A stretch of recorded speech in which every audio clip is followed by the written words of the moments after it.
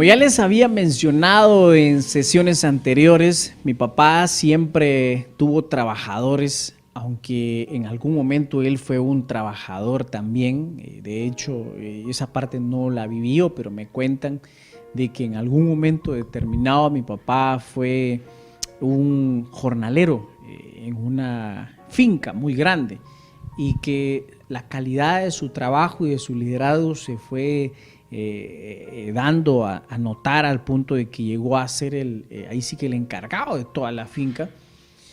Entonces él ahí fue donde aprendió a tener gente bajo su cargo, a mandar, a dirigir, cómo pagarles y todo eso. De hecho, mis tíos, la mayoría de mis tíos trabajaron para mi papá, en algún momento trabajaron.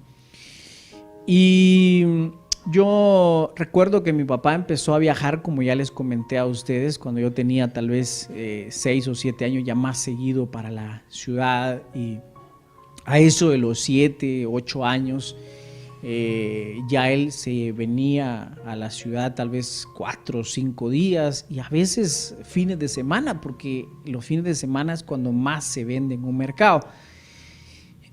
Y entonces, como había que pagarle a los trabajadores de él el fin de semana, él nos dejaba el dinero a mí y a mis hermanas para poderles pagar a sus trabajadores.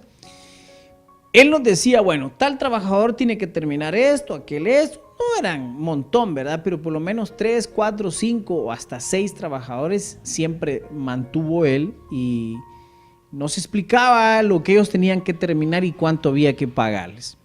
Pero ¿qué pasaba con nosotros cuando a veces los trabajadores nos convencían de que les pagáramos, aunque no hubieran terminado, les pagáramos completo? Porque nos decían, mira, si no ha terminado, en lugar de darle 50 quetzales, le das 30.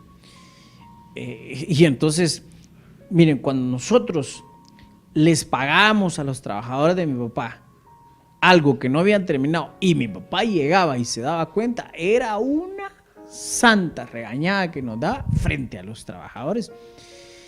Pero más que una regañada, hay cosas en mi niñez que también me marcaron, que es la corrección con cincho.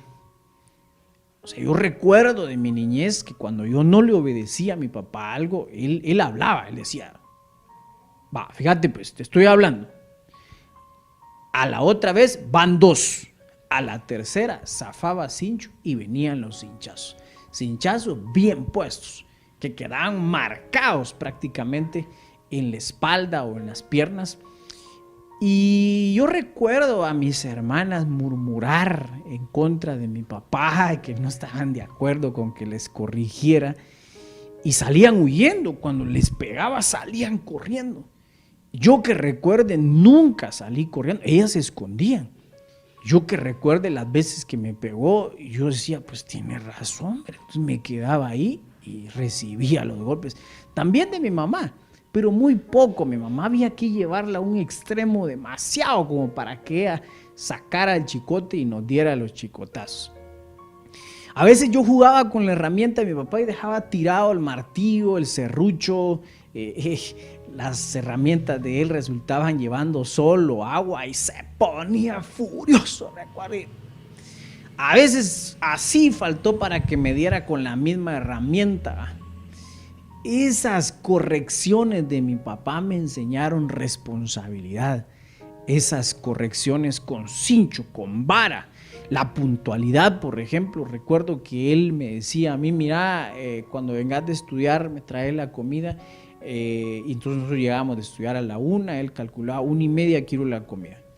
Cuando llegaba unos minutos tarde, mi mamá muy puntual, muy exacta, pero yo me quedaba por ahí haciendo otras cosas y me tardaba. La impuntualidad fue muy castigada por parte de mi papá, no solo cuando le llevaba la comida, sino que para ciertas cosas que había que hacer en una hora determinada, si no lo cumplía con unos 5 minutos que hubiera de atraso, era suficiente para escucharlo a él gritar, y no solo gritar, sino que corregir con el cincho.